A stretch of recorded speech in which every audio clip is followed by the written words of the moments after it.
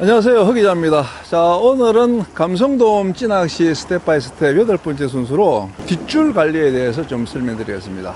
뒷줄 관리, 입문자분들이 이제 많이 궁금해 하시는데, 뒷줄 관리는 그냥 한마디로 말해서 원줄을 직선에 가까운 상태로 유지해 주는 것, 그게 이제 뒷줄 관리입니다.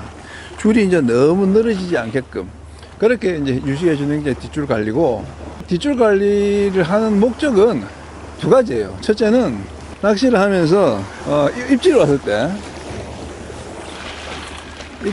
때 내가 릴을 감지 않고 바로 낚싯대만 움직여서 챔질이 가능한 상태를 유지하는 거예요. 그러니까 줄이 너무 늘어져 있으면 그게 안 되겠죠. 그래서 릴을 감지 않고 바로 챔질이 가능한 상태, 또 릴을 감지 않고 낚싯대만 들어서 찌를 왼쪽에 있는 찌를 오른쪽으로 옮긴다거나 또 나간 찌를 붙잡는다거나, 이렇게 내가 낚싯대로 찌를 컨트롤할 수 있는 그 정도의 간격을 유지해주는, 그게 이제 뒷줄 관리입니다. 그 다음에 또 하나 이유는 이 원줄이 너무 타이트하게 해서 내 줄이 찌의 움직임을 방해하지 않을 정도의 최소한의 유격을 유지해주는 것, 그게 또 뒷줄 관리의 이제 두 번째 이유예요. 쉽게 말해서 너무 타이트하지 않게, 너무 느슨하지 않게 딱 적당한 간격을 유지하는, 그게 이제 뒷줄 관리입니다. 이렇게 좀 이해하시면 편할 것 같아요. 우리가 이제 강아지를 산책을 시킬 때 개줄을 너무 길게 해 놓으면 강아지들이 천방지축 날뛰면서 컨트롤이 안 되고, 그렇다고 또 너무 타이트하게 하면은 이 강아지들이 이제 보행에 이제 방해를 받으니까 스트레스를 받잖아요. 그래서 항상 이렇게 산책할 때는 개줄을 너무 느슨하지도 않게, 너무 타이트하지도 않게, 그렇게 하면서 이제 보폭을 맞추어서 이제 즐겁게 산책하듯이 뒷줄 관리는 내가 찌하고 같이 보폭을 맞추어서 너무 느슨하지 않게 또 너무 타이트하지도 않게 그렇게 같이 보조를 맞추어서 흘러나가는 상태를 유지하는 것, 그게 이제 뒷줄 관리라고 이해하시면 됩니다. 자, 그러면은 뒷줄 관리는 이제 어떻게 해야 되느냐, 제가 뒷줄 관리를 조금 쉽게 이제 설명해 드리기 위해서 이걸 4단계로 나눠서 이제 설명해 드릴게요. 제일 중요한 거는 1단계 직선 착수입니다. 직선 착수. 자, 찌를 던졌을 때, 찌를 던져서 찌가 수면에 딱 떨어지지는 이런 식으로, 서밍을 해서 줄을 직선으로 쫙 펴주는 거죠. 이런 상태에서 깔아앉혀야 바람이 불거나 해도 이 줄이 옆으로 이렇게 휘어지지 않습니다. 그래서 항상 첫 단추를 깨는 게 제일 중요한 것처럼 던질 때 직선 착수가 돼요. 만약에 이제 직선 착수가 안 됐다 그러면은 줄을 이렇게 감으면서, 이렇게 감으면 직선이 되지 않습니까? 이렇게 이제 만들어주는 방법도 있는데, 자, 이렇게 하면은 찌를 빨리 던져가지고 앞으로 이제 끌어들여야 되기 때문에 이렇게 하는 것보다는 던질 때부터 서밍 동작으로, 서밍 동작은 채비 엉킴도 막아주지만은 이렇게 원줄을 직선 착수해서 뒷줄을 직선 상태에서 출발시킨다는 의미도 있어요. 그래서 이 직선 착수가 굉장히 중요합니다. 직선 착수가 1단계, 그 다음 2단계는 이제 줄을 풀어야 되겠죠. 왜냐하면 이제 줄을 풀어야 제비가 밑으로 이제 내가 목적 수준까지 깔아앉으니까. 이때도 바로 풀지 말고 직선 착수 후에 한 2초 정도, 1초, 한 2초, 막 그 정도 기다려서 이 줄이 어느 정도 이제 물을 살짝 머금으면서 이렇게 수면에 이렇게 붙게끔 그 시간을 좀 주세요. 한 2초 정도. 그래야 이제 바람에 또 잘 안 날리니까. 그 다음에 이제 줄을 푸는데, 줄을 풀 때는 한꺼번에 많이 풀지 말고 조금씩, 이런 식으로. 한 1m 또는 2m 조금씩. 그래서 항상 베일은 이렇게 이제 오픈 베일 상태로, 낚시를 할 때는 대부분은 이 오픈 베일 상태로 하시는 게 좋습니다. 뒷줄 관리할 때는 이런 식으로 조금씩 풀어주세요. 한꺼번에 많이 풀면은, 특히 이제 바람이 불거나 파도가 치거나 할 때는 늘어진 원줄이 이제 밀리면서 찌의 흐름에 방해를 줍니다. 그래서 항상 풀 때는 소량씩 푸는 게 좋고, 풀 때도 이렇게 내가 수면에서 높이 있으면은 낚싯대를 쳐서 이런 식으로 탁 흔들어서 내가 원하는 만큼 이렇게 주면 되고, 수면에서 가까우면은 이렇게 이제 초리대 끝을 물속에 담갔다가 탁 들면은 또 잘 풀려요. 이렇게 새 끝을 물에 담갔다가 탁 치면 그 물에 저항으로 해서 이제 힘을 조금만 줘도, 대를 조금만 흔들어도 이제 줄을 풀 수가 있죠. 이렇게 이제 푸는 단계. 요게 이제 2단계입니다. 자, 1단계. 자, 직선 착수. 그 다음에 한 2초 기다렸다가 이제 풀고, 이런 식으로. 자, 그 다음에 이제 완전히 다 풀었다. 그럼 찌가 지금 이제 카메라에 보일지 모르겠는데, 잠방잠방 하거든요. 지금은 찌매듭이 이제 닿았기 때문에, 그때는 다시 한번 줄을 직선을 살짝 감아줍니다. 찌가 너무 끌려오지 않을 정도까지. 직선 상태로 다시 유지해줘야 되니까. 자, 요게 이제 줄을 잡는 거죠. 3단계. 네. 1단계 직선 착수, 2단계 줄 풀기, 3단계 줄 잡기. 자, 요 상태에서 찌가 이제 이렇게 앞으로 끌려오거나 가만히 있으면 이대로 잡고만 있으면 되는데, 만약에 이제 찌가 바깥으로 흘러나가거나, 찌가 이제 옆으로 가거나 할 때는 이 줄을 다시 풀어줘야 되겠죠. 왜냐하면 이걸 팽팽하게 잡아버리면 찌가 흘러가는데 방해를 주니까. 그래서 줄을 잡고 다시 푸는, 요게 이제 4단계인데, 요 4단계에서는 역시 이제 너무 타이트하지 않게, 또 그렇다고 너무 느슨하지 않게, 요것도 적당한 간격으로 풀으셔야 돼요. 원줄이 이렇게 이제 살짝 휘어지잖아요. 이런 식으로. 자, 그 이렇게 휘어지면은 다시 들어서 요렇게 일직선으로 이렇게 들어서. 이거 줄넘기라 그러는데, 들어서 다시 이제 직선 상태를 만들어줍니다. 그러면은 이 원줄에 줄을 더 풀지 않아도 원줄이 찌에 저항을 안 주면서 이렇게 흘러가는 거죠. 흘러가면 다시 좀 풀어주고. 하여튼 찌의 흐름에 방해를 주지 않는 단계에서 줄은 조금 주셔야 돼요. 이것도 이제 예를 들어 이쪽으로 밀린다. 그럼 다시 들었을 때 이런 식으로. 지금은 이제 바람이 없기 때문에 그렇게 뭐 뒷줄 관리가 힘들진 않은데, 바람이 예를 들어서 이렇게 많이 분다. 이렇게 식으로. 예, 이렇게 막 휜단 말이죠. 이렇게 바람이 이쪽으로. 지금 이런 상태로. 그럼 이 경우에는 이게 이제 들어서 움직이려고 그러면은 이제 원줄에 바람이 밀리면서 찌가 또 당겨줄 수 있지 않습니까? 요 경우에는 어떻게 이제 다 줄을 넘기냐면은, 일단은 요 초기에 있는 원줄은 조금 물 천천히 들어가지고 위로 올려주세요. 올려주고, 리를 감으면서 이렇게 넘겨주는 이렇게 순간적으로.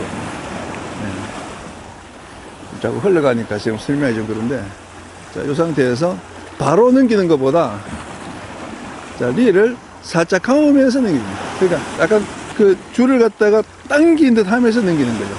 탁 친다는 느낌이 스냅을 줘서 이제 스냅을 주는 건 아니지만 하여튼 느낌적으로 그렇다는 거예요. 자, 바람이 불 경우에는 이제 대끝을 요렇게 물속에 담가줍니다. 이런 식으로. 그러면은 이제 이 원줄이 물속으로 수면 밑으로 내려가기 때문에 바람이 이제 덜 날리겠죠. 수면 위에 있는 것보다 요렇게 하면은 이제 바람이 덜 날리고, 반대로 이제 파도가 칠 경우에는 지금 예를 들어 이런 이제 포마지대, 이런 포마지대는 지금 이 파도가 줄을 이렇게 막 원줄을 이렇게 막 밀어버리잖아요. 이럴 경우에는 오히려 댓글을 약간 들어가지고, 자, 이런 식으로 파도 지점에 내 원줄이 휩쓸리지 않게끔 이렇게 들어주는 것도 뒷줄 관리예요. 항상 이렇게 뭐 대끝을 물에 담가가지고 바람이 안 늘리게 하는 것만이 능선은 아니고, 때로는 이제 이렇게 살짝 들어서 앞에 있는 어떤 그 포말에 원줄이 날리지 않게 그렇게 해주는 것도 이제 뒷줄 관리 요령이에요. 자, 그 다음에 이제 뒷줄 관리, 제가 이제 직선 착수, 줄 풀기, 줄 잡기, 흘리기, 요 4단계를 이제 계속 반복을 하는데, 중요한 게 하나 있어요. 그게 뭐냐면은, 자, 지금 이제 줄이, 대비가 지금 다 내려갔는데, 이 단계에서 이제 찌가 흐를 때, 더 이상 찌를 흐르지 않게 이렇게 살짝 잡아주는 거예요. 줄을.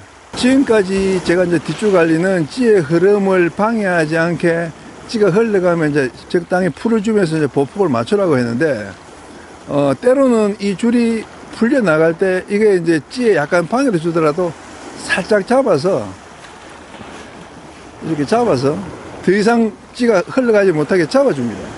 이걸 견제라고 해요, 견제. 그리고 때로는 이 상태에서 쟤를 들어서, 지금 이 찌매듭이 이 카메라에 비실지 모르겠는데 찌매듭이 올라오잖아요. 그렇게 이제 올렸다가 다시 내리는. 요거 이제 유인이라고 합니다, 유인. 예, 견제와 유인. 그 차이를 이제 조금 아셔야 되는데, 견제는 주로 이제 흘러가는 상황에서 이제 줄을 딱 잡아서 더 이상 이제 찌가 전진하지 않게 잡아주는 게 이제 견제고, 유인은 이제 그 상태에서 조금 더 당겨서 요렇게 대를 들어서 요렇게 당겨서 찌매듭 위로 올리는데, 그렇게 하는 이유는 이제 밑에 있는 미끼를 움직이게 하기 위함이에요. 미끼에 액션을 주겠다는 거죠. 그렇게 하면은 이제 이 고기들이 그 움직이는 미끼를 보고 공격하는 경우가 많기 때문에, 그게 이제 유인 조작이에요. 그래서 견제와 유인, 요 두 동작을 낚시하는 틈틈이 넣어주셔야 돼요. 네, 뒷줄을 관리하는 틈틈이. 그리고 견제를 하거나 유인을 하는 그것은 항상 찌를 움직이는 상태이기 때문에 그 과정 자체가 또 줄의 직선으로 만드는 과정이에요. 견제를 해도 줄이 직선이 되고 유인을 해도 당연히 줄이 직선이 되죠. 이렇게 늘어져 있는 줄을 다시 직선으로 만드는 과정이기도 합니다. 견제와 유인이. 근데 이 견제와 유인을 왜 하냐면은 두 가지 목적이 이것도 하나는 미끼에 이제 액션을 줘서 움직임을 줘서 밑밥 속에 있는 그 미끼가 독특한 움직임을 줌으로써 미끼 이제 물고기의 공격력을 자극하는 게 첫 번째 이유고, 두 번째 이유는 미끼 선행을 시키기 위해서입니다. 미끼 선행.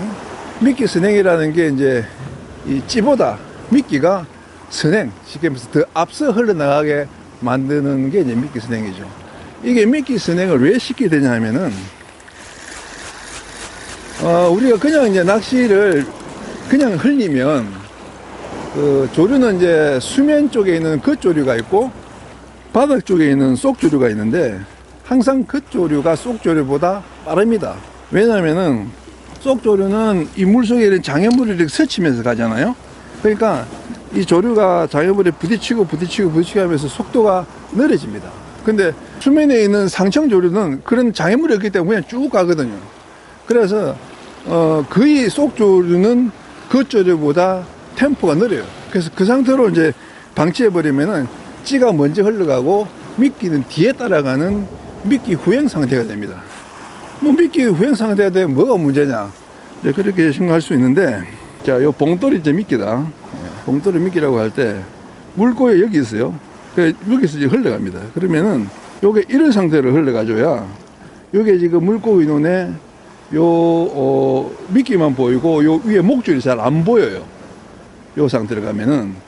그래서 이제 입질이 자주 들어오고 또 입질도 시원합니다. 근데 이게 이제 이렇게 거꾸로 요런 미끼 후행 상태 되면은 여기서 있던 물고기가 이 미끼를 볼 때 이 줄이 다 보여요, 목줄이. 그래서 감성돔 같은 경우에는 그렇게 큰 데미지를 입히지 않는데, 뱅에돔은 이렇게 미끼 후행이 되면 잘 안 먹습니다. 그래서 항상 이 뒷줄을 잡아서 찌를 잡고 미끼를 앞서 보내는 미끼 선행 상태를 자주 만들어줘야 입질이 자주 들어와요. 뱅에돔 낚시할 때는 정말 중요한 거예요, 미끼 선행이. 그래서 그 두 가지 목적을 가지고 우리가 견제를 하거나 유인 조작을 합니다. 근데 견제나 유인이 너무 과하면은 찌가 자꾸 이제 자연스럽게 흘러간 조류에서 벗어나겠죠. 벗어나지 않을 정도, 그러니까 적절하게 견제와 유인을 섞어주면서 이제 흘려나가는 과정을 반복하시면 이제 입질 확률을 높일 수가 있는 거죠.